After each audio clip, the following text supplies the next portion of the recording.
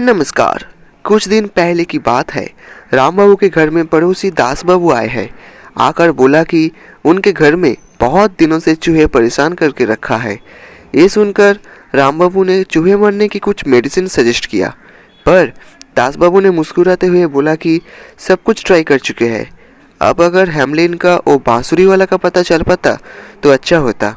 ये सुनकर राम बाबू ने भी कहा कि इनफ पेमेंट ना मिलने के कारण चूहे के साथ साथ शहर के कुछ बच्चे भी साथ ले गया था। वो सब तो बहुत पुरानी बात है। वो बांसुरी वाला भी अब नहीं है और पहले जो लोग ये जॉब करते थे वो भी अब नहीं है। ये सुनकर दास बाबू ने कहा कि पहले चूहा पकड़ने का भी एक जॉब होता था। जी हाँ, पहले ऐसी बहुत सी स्ट्रेंज जॉब एग्जिस्ट करता था जो अब विलुप्त हो गया है, जैसे चूहा पकड़ना।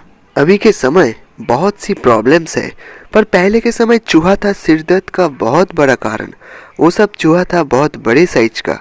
18वीं सेंचुरी के आखिर में ब्रिटेन में बड़े साइज के ग्रे चूहे का डर था। वो सब चूहा था बहुत भयंकर। किसी किसी समय तो छोटे बच्चों का हाथ पैर भी खा लेता था। ऐसी परिस्थिति में शुरू हुआ चूहा पकड़ने का काम। ये काम करता था सोसाइटी के नीचू श्रेणी के लोग। चूहे मारने के लिए वो सब कुछ ट्रेडिशन फॉलो करते थे। उन लोगों का चूहे मारने का टेक्निक भी देखने लायक था। इस जॉब का इम्पोर्टेंस इतना बढ़ गया था कि रानी विक्टोरिया के ऑफिस में जैक बैकेट नाम के एक व्यक्ति को चूहे मारने के लिए हायर किया गया था। अब आते हैं एक दूसरी स्ट्रेंज जॉब की दुनिया में। इलेक्ट्रिक लाइट आविष्कार के पहले एवेन्यू के पोस्ट पे ऑयल लैंप का यूज होता था। उस लैंप पे ऑयल देना और लाइट जलाने के लिए हायर किया गया था कुछ लोगों को। वो सभी लैंप लाइटर के नाम से जाने जाते थे। सरकार की तरफ से उन लोगों को मंथली कुछ सैलरी भी दिया जाता था। फिर इलेक्ट्रिक लाइट आविष्कार के बाद ये काम भी लुप्त हो गया। बहुत लोगों को सोना पसंद है, पर अगर नींद से उठने में देर हो जाए तो बहुत काम ठीक समय पर नहीं हो पाता है। इसलिए हम लोग अलार्म देकर रखते हैं।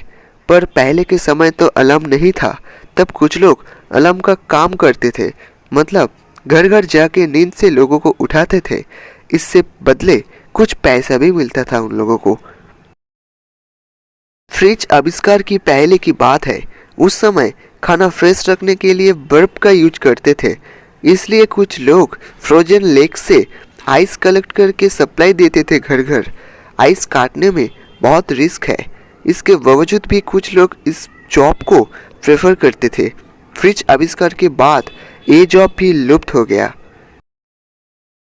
एनिमी के प्लेन अटैक कर रहे हैं, ये बात बताने के लिए रेडियो का यूज किया जाता है। पर जब ये एडवांस रेडर का आविष्कार नहीं हुआ था, तब यूज होता था एनालॉग रेडर। साउंड डिपेंडिंग विशेष मशीन, उसके साथ मिरर का यूज करके और इंजन की साउंड सुन के पता लगाया जाता था प्लेन का पोजीशन। इस तरह के रेडर के साथ जो लोग काम करते थे उनका जॉब भी आज लुप्त है। 18वीं सेंचुरी के आसपास ब्रिटेन और अमेरिका में ह्यूमन बॉडी रिसर्च करने के लिए डेड बॉडी का बहुत ज़रूरत था। उस समय कुछ लोग कब्रिस्तान से फ्रेश डेड बॉडी चुरा के सप्लाई देते थे मेडिकल कॉलेज पे। उस काम में अगर किसी ने रोकता था तो ये लोग उसका खून भी करते थे। पर 1832 में एनाटॉमी लॉ पास के बाद वर्कहाउस और अस्पताल से अनक्लेम्ड डेड बॉडी डाइसेक्शन के लिए यूज करने का अनुमति दिया गया था। फिर ये जॉब भी बंद हो गया। नमस्कार, आप देख रहे हैं हाईलाइट।